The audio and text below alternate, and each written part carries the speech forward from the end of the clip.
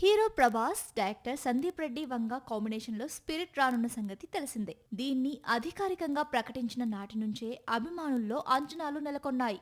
ఈ cinema shooting ఆలస్యమవుతుందంటూ కొన్ని వార్తలు ఇటీవల వైరల్గా మారాయి.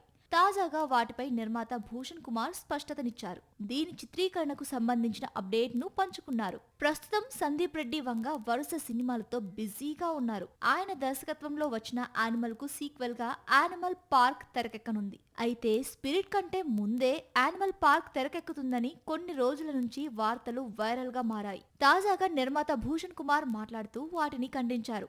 మరో 2-3 నెలల్లో స్పిరిట్ షూటింగ్ స్టార్ట్ కానుందని అన్నారు. ఈ సినిమా తర్వాతే యానిమల్ పార్క్ రూపొందిస్తారని తెలిపారు. 2027లో రిలీజ్ చేయనున్నట్లు తెలిపారు.